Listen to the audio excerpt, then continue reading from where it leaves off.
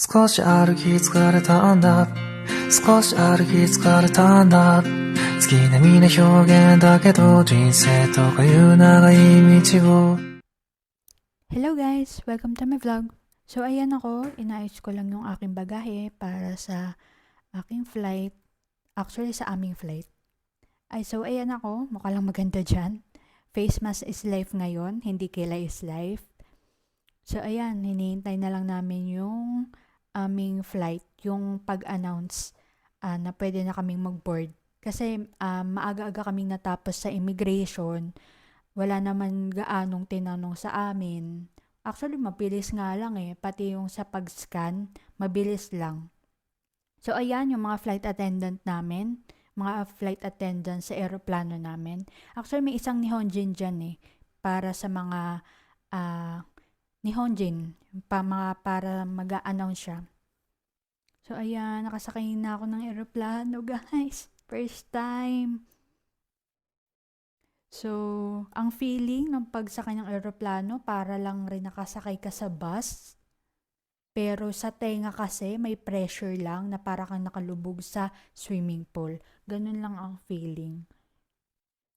Medyo pagod nga kami dyan puyat-puyat. Pero okay lang. So ayan, nakasakay kami dyan sa shuttle papunta sa main station ng Kansai Airport.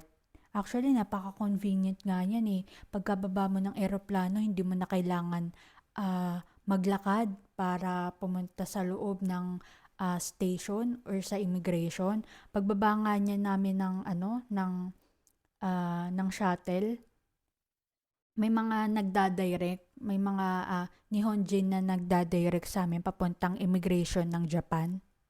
So, yun.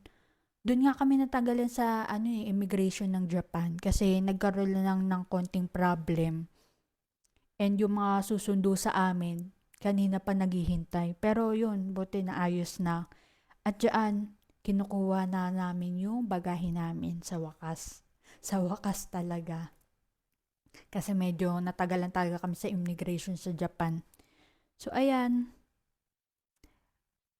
napakabait nga nila tignan nyo. Pag medyo matagal nakababa yung mga may-ari ng bagay, inaayos na nila. At hindi nila pinapaamoy sa mga yung sa mga aso. Hinihintay talaga kami na kunin yung bagay namin bago nila paamoy. So ayan, sinundo na kami, nakasakay na kami sa aming sundo. Actually, yung company yung nagsundo sa amin, nakakasakay kami sa isang van. 4 kami na kaigo, na care worker na nakasakay dyan. And may kasama kaming 3 Nihonjin. So, ayan.